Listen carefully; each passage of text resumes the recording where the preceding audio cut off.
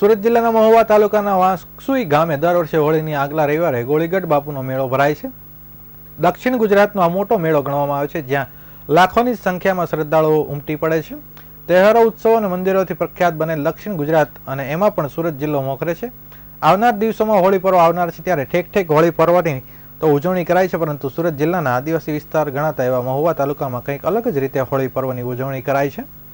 મહુવા તાલુકામાં વાંસુઈ ગામ આવેલું છે, જ્યાં વર્ષોથી ગોળીગઢનો મેળો ભરાય છે અને આ મેળો હોળી પર્વના આગળના રવિવારે જ વર્ષોથી યોજાય છે, જ્યાં દક્ષિણ ગુજરાતમાંથી લાખો શ્રદ્ધાળુ અહીંયા ઉમટી પડે છે। આ મેળો યોજવાનું કારણ પણ એવું છે કે લોકો વાયકા મુજબ વર્ષો પહેલા અહીં ગામમાં બે ભાઈઓ રહેતા હતા, જ્યાં હાલ મંદિર બનાવવામાં આવ્યું છે, જ્યાં ઢોર ચરાવવા માટે તેઓ આવતા હતા। મંદિરની જગ્યાએ બેસીને ગુમડા, ઓરી, અછબડા જેવા રોગોને દર્દીઓ તેઓ આયુર્વેદિક દવા આપતા હતા અને લોકોના રોગ દૂર થઈ જતા હતા। વર્ષો સુધી દવા આપ્યા બાદ બેમાંથી એક ભાઈ હોળી પહેલા આવતા રવિવારે જ મૃત્યુ થયું હતું।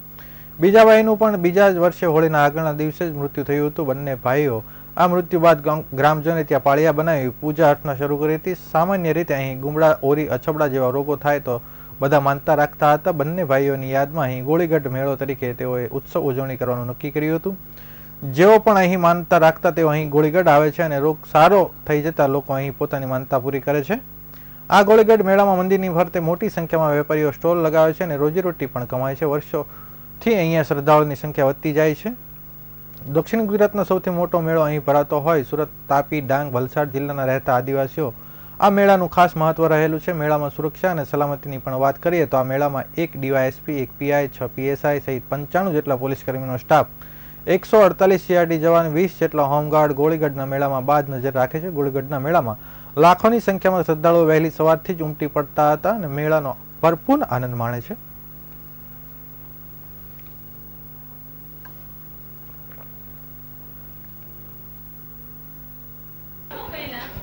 મારું નામ ચૌધરી સ્તુતિ પ્રિતેશ કુમાર છે। અમે કેળકુઈ વાલોડથી આવ્યા છીએ।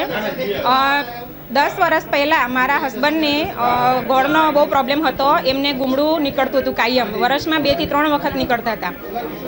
મારા સાસુએ મને કીધું કે તું ગોળીગઢ બાપુની એક બાધા લે, પણ પહેલાં હું સાયન્સ ટીચર છું તો મને એમાં વિશ્વાસ ન હતો કે કોઈ બાધા લેવાથી આવું કંઈ થઈ શકે, પરંતુ એમને એ પ્રોબ્લેમ વધારે ને વધારે વધતો જતો હતો। તેથી મેં પછી ના છૂટકે મનોમન બાપુને પ્રાર્થના કરી કે મારા હસબન્ડના આ દુઃખમાંથી બહાર કાઢે, અને પછી ધીમે ધીમે એમને મેં માનતા માની તો એમને ઓછું થતું ગયું અને 2 વર્ષ એમને કશું ના થયું, છતાં મને એવો વિશ્વાસ નહીં હતો કે આવું કંઈ થઈ શકે। 1 વર્ષ મેં હજુ રાહ જોઈ અને છેલ્લા 3 વર્ષથી એમને એક પણ વખત આ ગુમડાનો પ્રોબ્લેમ થયો નથી।